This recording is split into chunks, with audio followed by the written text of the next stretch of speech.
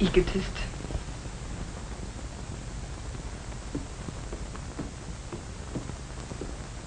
If he thinks I'm going to sit home and cry my eyes out, he's got a door to slam. Well, so have I.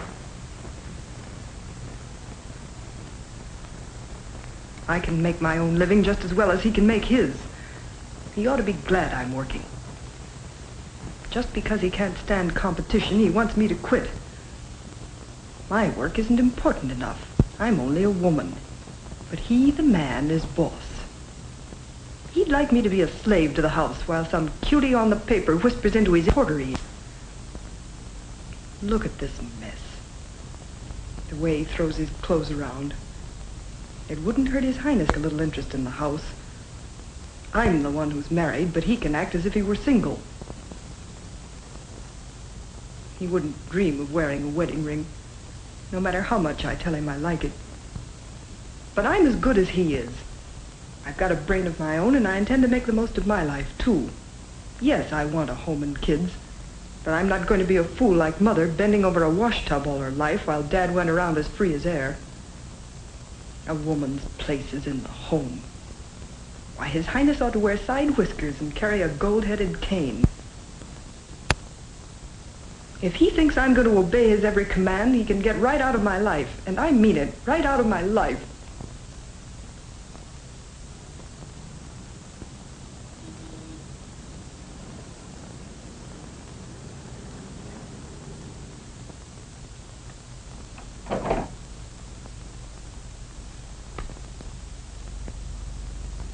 That's a woman for you. Never tell what she'll do next.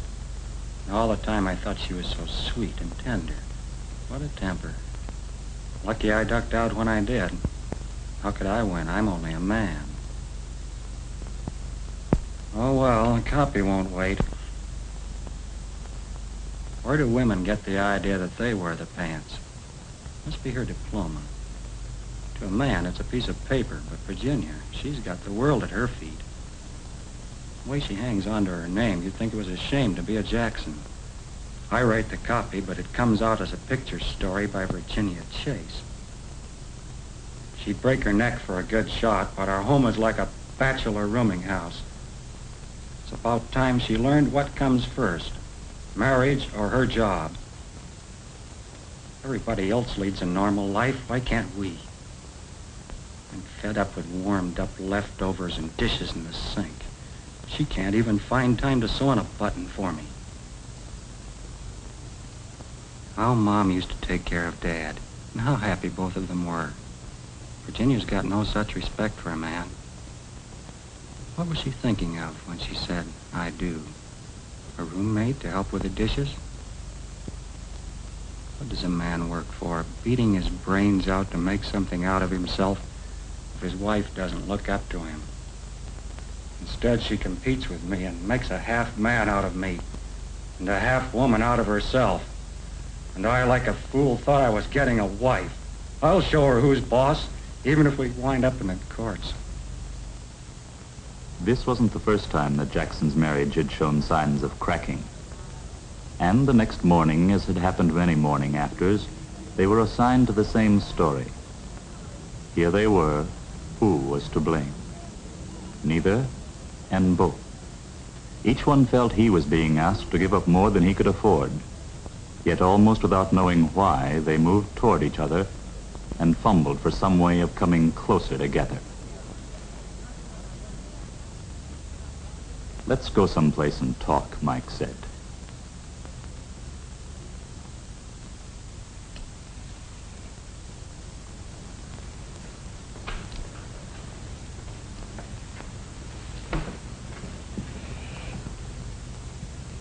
Thank you. This was my last assignment, Mike. Why? What happened? Nothing. I've made up my mind. I'm quitting the job. Are you serious? Mm-hmm. But what would you do? Nothing. Stay in all and do your slippers when you come home at night. Oh, Jenny, I wasn't trying to defeat you. And what was all that yelling about last night? I was a fool. You know, after I cooled off last night, I found I'd been hanging on to a lot of ideas I don't really believe in anymore. I realized I'd miss your puttering in the dark room. Oh, Mike, you don't have to prop me up. No, really. I like a woman who's doing things, Jenny. I didn't marry you so you'd admire me and laugh at my jokes. You've got a mind of your own, and you've got to use it. It's about time I accepted you as you really are. Darling, you don't know how much you're saying. It's like getting a wonderful present. I feel like, I don't know. Well, here's my padded shoulder. You know, when we disagree, it's a good idea to disagree about things we really don't agree about. That was a mouthful. I'd like to get some shots of the kids in the park. Let's straighten up and go outside. It's too nice a day to stay in the house. When do we forget about cleaning up and go then? Oh, no, I hate to come home to a messy house. The least you could do is pick up your clothes.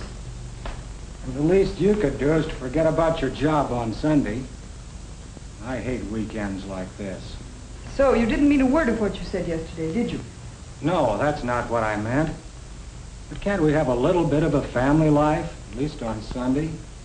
Well, we may as well have this out again. Sure, I want family life. But if I'm to keep up my job, I can't do all the housework myself.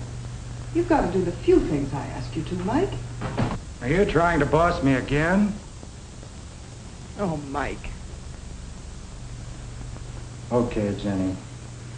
This is the last time you'll have to tell me. What do you want me to do?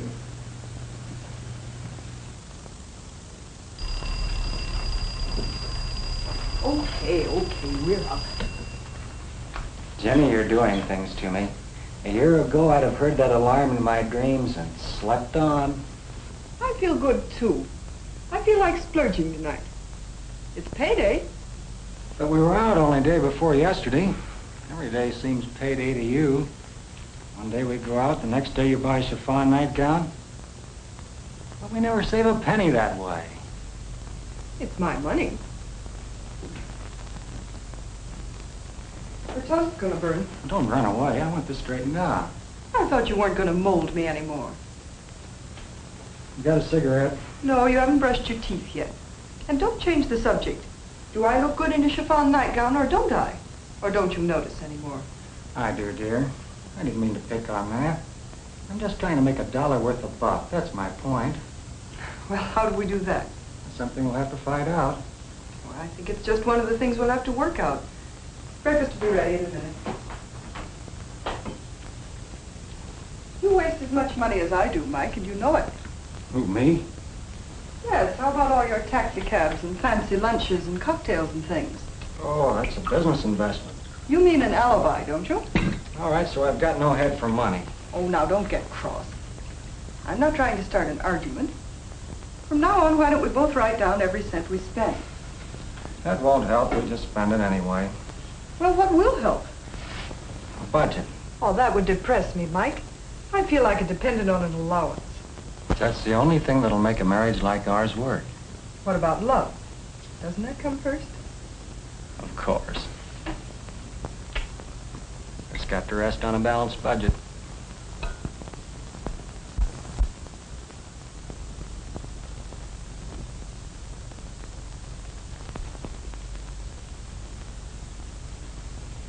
There you are. We've still got $40 of our week's pay left.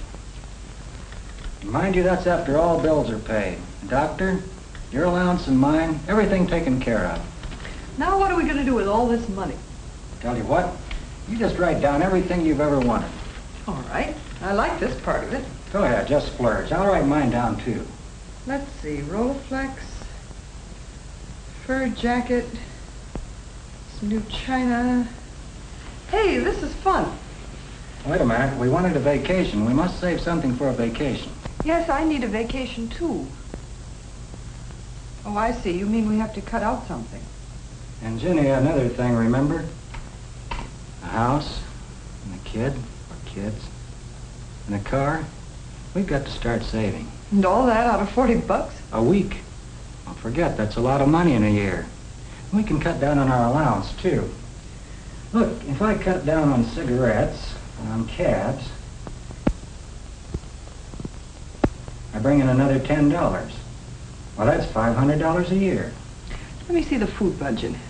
If we eat home 2 more days a week... And look, that fur jacket can wait, too. Baby, you catch on quick. It's fun to make money like this. Jenny, we just made a chunk of dough. It's 60 instead of 40 a week now. Well, that's wonderful. Mike, you're wonderful. Where would I be without you?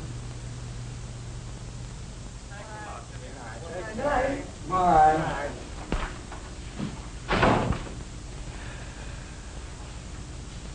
Well, there goes the budget.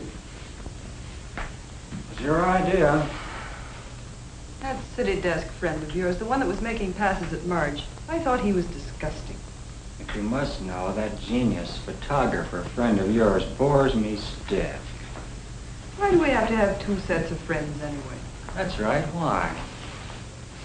Incidentally, you could have mentioned that I made the cake myself. Sorry, but you could have let me get halfway through one story without breaking in on it. I guess we haven't learned yet not to compete with each other. Oh, I'm tired. You know the Robinsons that live up the street in that new house you like? I keep meeting her at the grocery all the time. She's asked us in lots of times. What's her husband like? I think you'd like him. Yes, I think it'd be a good idea if we made friends with some neighbors. Next time you see her, tell her we'd be delighted to come. What's today? 20th. And last month when we did that hospital story, when was that? 9th? No, 10th. Why? I think you better take me to the doctor tomorrow.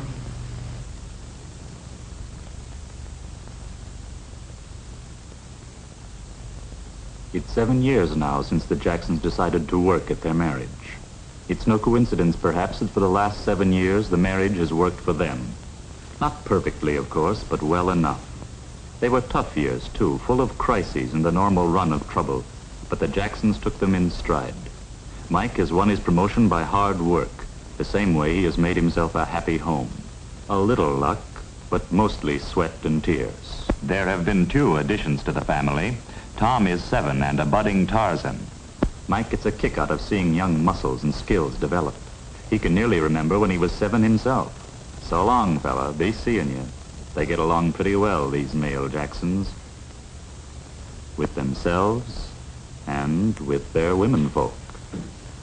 Hello, Mike. Thanks for bringing those things.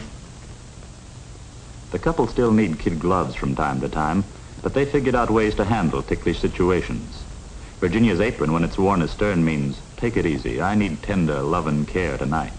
And Mike's got his own danger signals. His spinning hat says it's one of those days when a fella needs a friend. I see you had a hard day. Not so hard that a warm greeting can't help a little.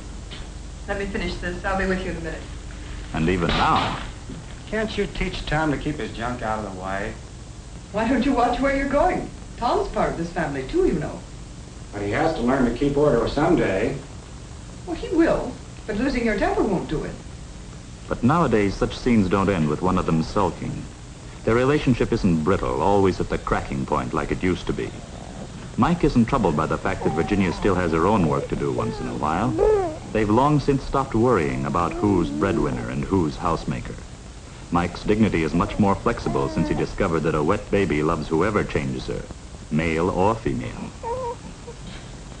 Dinner's almost ready. Come any time. It'll be awfully simple.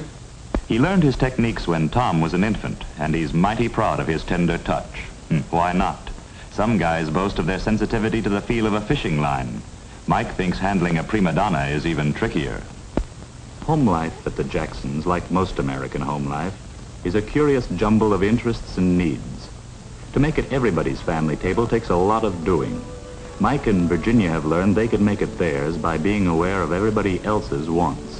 By taking time out for the others, they make time for themselves.